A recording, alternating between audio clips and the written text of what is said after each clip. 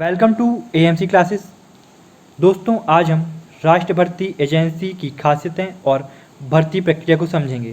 तो आप वीडियो को लास्ट तक जरूर देखें क्योंकि राष्ट्रीय भर्ती एजेंसी की खासियत फुल डिटेल्स में इस वीडियो में बताई गई है। तो चलिए हम स्टार्ट करते हैं। तो सबसे पहले हम जानते हैं क्या है एनआरए। तो सरकारी भर्ती प्रक्रिया में सुधार की बड़ी पहल करते हुए केंद्रीय कैबिनेट ने राष्ट्रीय भर्ती एजेंसी एनआरए के गठन को मंजूरी दे दी है। इसके तहत अब ग्रुप बी और ग्रुप सी नॉन टेक्निकल पदों पर भर्ती के लिए आवेदकों को एक ही ऑनलाइन कॉमन एलिजिबिलिटी टेस्ट देना होगा। इस टेस्ट के आधार पर अलग अलग विभागों में भर्ती के लिए मुख्य परीक्षा में शामिल होने के पात्र होंगे।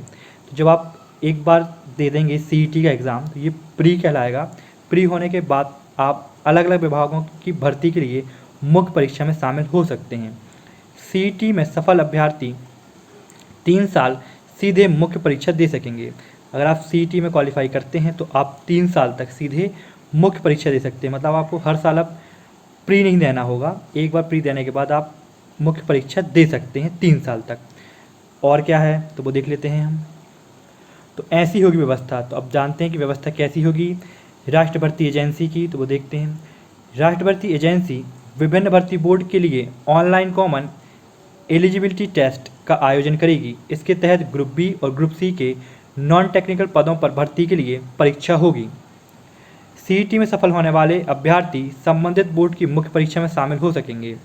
मुख्य परीक्षा में विफल होने के बाद भी उन्हें 3 साल तक सीधे मुख्य परीक्षा देने की अनुमति होगी। तो जैसे मान लीजिए आपने रेलवे का एग्ज़ाम के लिए आपने फॉर्म भरा हुआ है, तो आप सीधे रेलवे से संबंधित जो आरआरबी बोर्ड है उसके लिए जो मुख्य परीक्षा हो रही है उसमें आप शामिल हो सकते हैं। साथ ही अगर आप उसमें विफल होते हैं तो आप 3 साल तक पात्र रहेंगे जो आपने प्री एग्ज़ाम दिया हुआ है सीईटी का। नेक्स्ट, आखिर इसकी ज़रूरत क्यों है, आखिर इसकी ज़रूरत क्यों पड़ी वो जानते हैं। अभी सरकारी नौकरी के लिए अभ्यर्थियों को एक जैसी पात्रता की शर्तें होने के बावजूद अलग अलग भर्ती बोर्ड की परीक्षाओं में शामिल होना पड़ता है। इससे अभ्यर्थियों पर परीक्षा की फीस से लेकर अन्य कई खर्चों का दबाव पड़ता है। कई बार परीक्षा केंद्र तक आना जाना भी बड़ा चुनौतीपूर्ण होता है। प्रत्येक परीक्षा में औसतन 2.5 से 3 करोड़ अभ्यर्थी बैठते हैं। सीईटी से अभ्यर्थियों और विभिन्न सरकारी विभागों का खर्च कम होगा और व्यवस्था आसान होगी, इसलिए इसकी ज़रूरत पड़ी है, इसलिए इसको लॉन्च किया गया है। अब चलिए और देखते हैं क्या है। तो एनआरए का स्वरूप क्या है। तो अब एनआरए के बारे में जानते हैं डिटेल्स में। तो एनआरए स्वायत्त एजेंसी होगी जिसका मुख्यालय दिल्ली में होगा। एजेंसी के चेयरमैन का पद केंद्र के सचिव के स्तर का होगा। तो याद रखिए जो इसके चेयरमैन होंगे उसका जो चेयरमैन का जो पद है वो केंद्र के सचिव के स्तर का होगा। इसके बोर्ड में उन सभी विभागों का प्रतिनिधित्व होगा जिनके भर्ती बोर्डों को इससे जोड़ा जाएगा। अब और भी कुछ है तो वो देख लेते हैं। एनआरए और सीईटी की मुख्य विशेषताएं क्या हैं ये जान लेते हैं। विशेषताएं क्या हैं। तो एनआरए वर्ष में 2 बार ऑनलाइन माध्यम से सीईटी आयोजित करेगी, मतलब कॉमन एलिजिबिलिटी टेस्ट आयोजित करेगी एनआरए। रजिस्ट्रेशन से लेकर परीक्षा मेरिट लिस्ट तक सब ऑनलाइन होगा। नेक्स्ट पॉइंट क्या है। तो 12 भाषाओं में दिया जाएगा सीईटी में शामिल होने का विकल्प। तो ये 12 भाषाओं में होगा। सीईटी का जो एग्ज़ाम होगा वो 12 भाषाओं में होगा। 10वीं 12वीं और स्नातक पास आवेदकों के लिए अलग अलग टेस्ट होंगे। नेक्स्ट और क्या विशेषताएं वो देखते हैं। तो सीईटी बहुविकल्पीय प्रश्नों पर आधारित परीक्षा होगी और इसका स्कोर कार्ड 3 वर्षों तक मान्य होगा। ये बात हम देख चुके हैं कि इसका स्कोर कार्ड जो होगा वो 3 वर्षों तक मान्य होगा। इसके लिए देश के प्रत्येक जिले में एक परीक्षा केंद्र स्थापित किया जाएगा। तो याद रखिए इंपॉर्टेंट पॉइंट क्या है कि प्रत्येक जिले में एक परीक्षा केंद्र स्थापित किया जाएगा जिसमें 117 आकांक्षी जिले शामिल होंगे। प्रारंभिक योजना देश भर में 1000 परीक्षा केंद्र स्थापित करने की है। तो स्टार्टिंग में जो होगा तो क्या होगा 1000 परीक्षा केंद्र स्थापित किए जाएंगे शुरुआत में। नेक्स्ट क्या है। इससे गरीब पृष्ठभूमि के उम्मीदवारों को राहत मिलेगी। वर्तमान में उम्मीदवारों को बहु एजेंसियों द्वारा संचालित की जा रही विभिन्न परीक्षाओं में भाग लेना होता है, तो इससे क्या होता है फीस का खर्च भी लगता है। अब देखते हैं नेक्स्ट क्या है। तो परीक्षा शुल्क के अतिरिक्त उम्मीदवारों को यात्रा, रहना ठहरना अन्य पर अतिरिक्त व्यय करना पड़ता है। सीईटी जैसी एकल परीक्षा में काफ़ी हद तक उम्मीदवार पर वित्तीय बोझ कम होगा। अब एक बार एग्ज़ाम होगा तो आपको एक बार एग्ज़ाम देने के बाद सीधे आप मेंस के लिए क्वालिफाई कर सकते हैं। अब और देखते हैं क्या है। इसके लिए महिला अभ्यर्थियों को भी काफ़ी राहत मिलेगी, क्योंकि कभी कभी उन्हें दूरस्थ स्थानों पर स्थित केंद्रों तक पहुंचने के लिए उपयुक्त व्यक्ति को ढूंढना पड़ता है।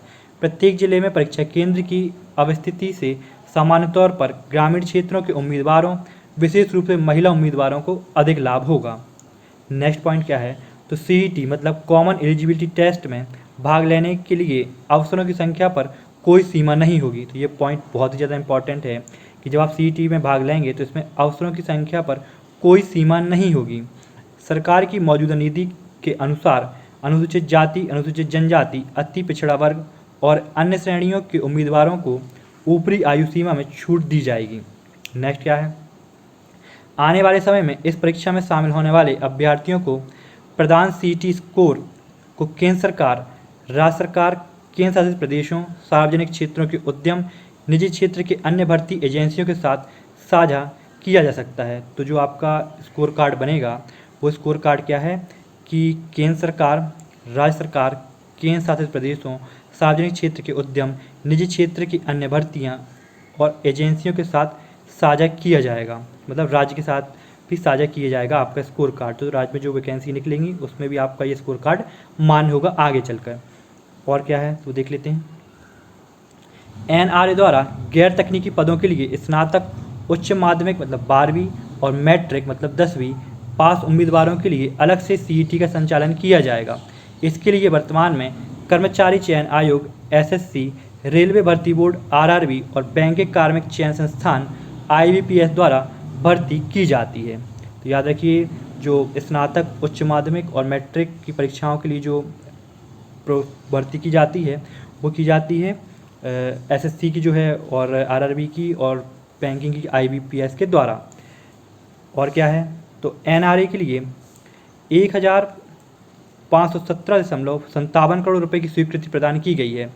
वह 3 वर्षों की अवधि में किया जाएगा। एनआरए की स्थापना के अलावा 117 आकांक्षी जिलों में परीक्षा आधारभूत ढांचा स्थापित करने के लिए भी इसकी जो राशि है वो खर्च की जाएगी। और क्या है, राज्यों में भर्ती बोर्ड और निजी क्षेत्रों को भी शामिल करने की योजना है। तो जो राज्यों की जो भर्ती बोर्ड है और निजी क्षेत्र जो एग्ज़ाम कराते हैं उनको भी इस योजना में शामिल किया जाएगा। नेक्स्ट, 3 साल वैलिड रहेगी सीईटी मेरिट लिस्ट। तो ये बात बहुत ही ज़्यादा इंपॉर्टेंट है, इसको हम पूरे अच्छे डिटेल्स में समझते हैं क्या है। तो केंद्रीय मंत्री जितेंद्र सिंह ने केंद्रीय कैबिनेट के फैसले की जानकारी देते हुए बताया कि कॉमन एंट्रेंस टेस्ट की मेरिट लिस्ट 3 साल तक मान्य रहेगी। इस दौरान कैंडिडेट अपनी योग्यता और प्राथमिकता के हिसाब से अलग अलग सेक्टरों में नौकरियों के लिए आवेदन कर सकेंगे।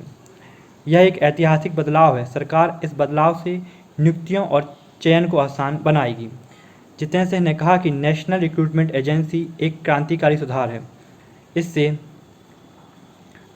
As of recruitment, ease of selection, ease of job placement और एज ऑफ लिविंग आएगा, विशेष रूप से उन युवाओं के लिए जो किसी असुविधा के कारण बहुत सारी परीक्षाओं में नहीं बैठ पाते हैं। तो क्या होता है, जिनके पास अगर फाइनेंशियली जिनके पास दिक्कत होती है या आने जाने के लिए उनके पास पैसे नहीं होते हैं तो ये सब चीज़ से इनको छुटकारा मिलेगा, क्योंकि एक ही एग्ज़ाम अब देना होगा।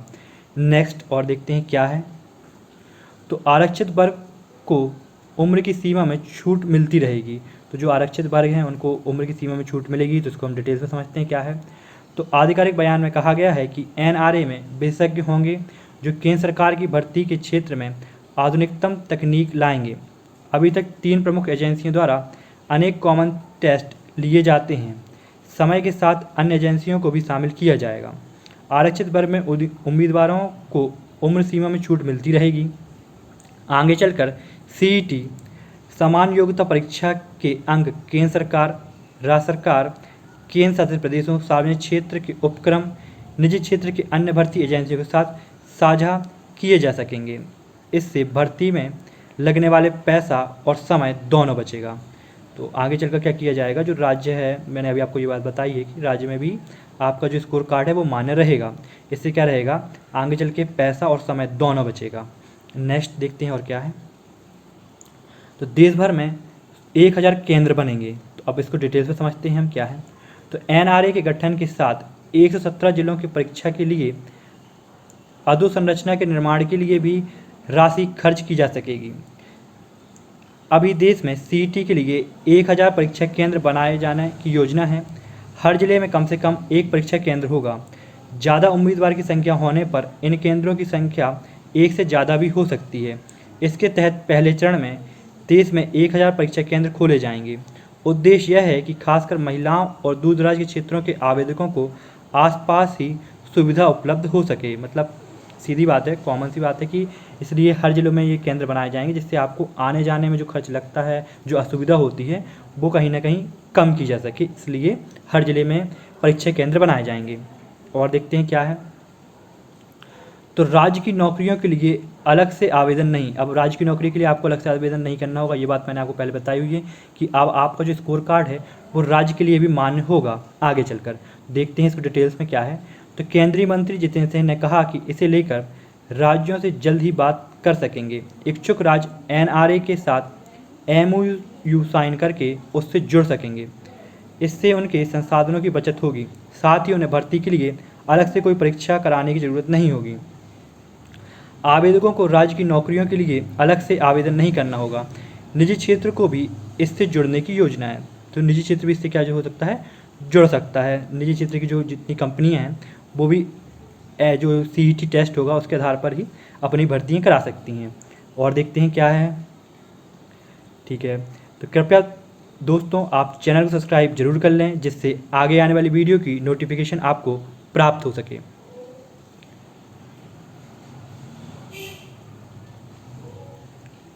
जय हिंद,